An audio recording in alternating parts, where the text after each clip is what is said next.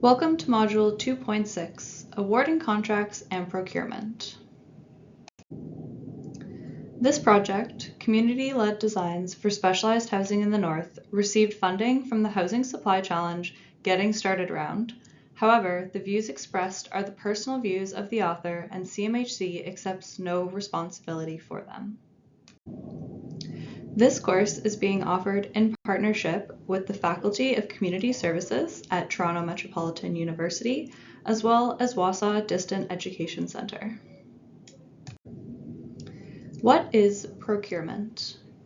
After tender documents have been prepared and bids have been submitted, procurement describes the process of evaluating bids and negotiating or awarding contracts. How contractors and other suppliers are acquired for construction projects in your community is critical. Your procurement process and practice should be transparent, fair, competitive, and consistently applied. The ultimate goal is selecting the best possible contractor or product, which will include evaluating the cost, quality, and timing offered in a bid to do the work. A bid is the response to what we have called the tender documents, package, or solicitation. When you are evaluating the bid, fairness and transparency are critical in the process. The project manager should consult relevant experts when reviewing and evaluating bids. This may involve bringing together a bid review committee made up of representatives such as a member of a building committee, a band member, and others who are knowledgeable about the construction and contracting process. Key features to look for when evaluating bids can include completion. Is the bid fully complete? Special conditions. Has the contractor added additional clauses or conditions to their bid? Qualifications. Is the contractor qualified to complete this work and have they completed similar projects in the past? And security or risk. How much risk does the contractor assume in this bid, and are requested contract security measures included? Let's look at an example of evaluating a bid.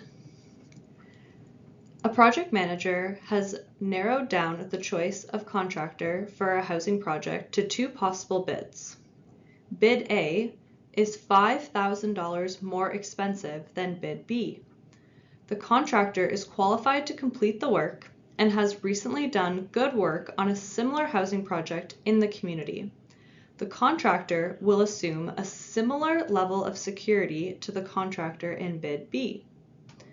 Bid B is the cheapest bid and will leave the project manager with $5,000 to dedicate to another project. The contractor has not done work in the community before, but did work on a housing project in a nearby community last year. The project manager has heard from people in that community that there were issues with the housing built by this contractor, including foundation concerns and mold. Should the project manager select bid A or bid B? And what factors should be considered when evaluating these two bids? Negotiating and awarding contracts. After bids have been evaluated, negotiations with the preferred bidder must take place before a contract is officially awarded.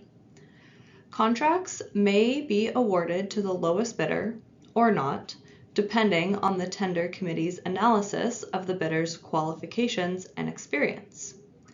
For example, if the lowest bidder has done poor work for the community in the past, the lowest bidder should not be selected and the contract should be awarded to another contractor or supplier.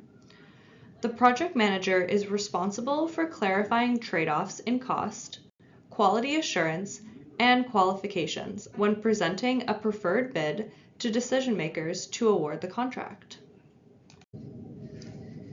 There are various lists, checklists, and step-by-step guides that have been created to guide the tendering and procurement process by itemizing all of the information and documents that need to be provided in a tender package. Some examples include, but are not limited to, the CMHC Tendering Contracts Call and Submission Checklist, Indigenous Services Canada Construction Contracting Guidelines for First Nations and Aboriginal communities, and the FINBOA Procurement and Indigenous Communities book, Pre-Contract Phase and Preparing the Bid. Take some time to review these checklists using the links below, found in the description box.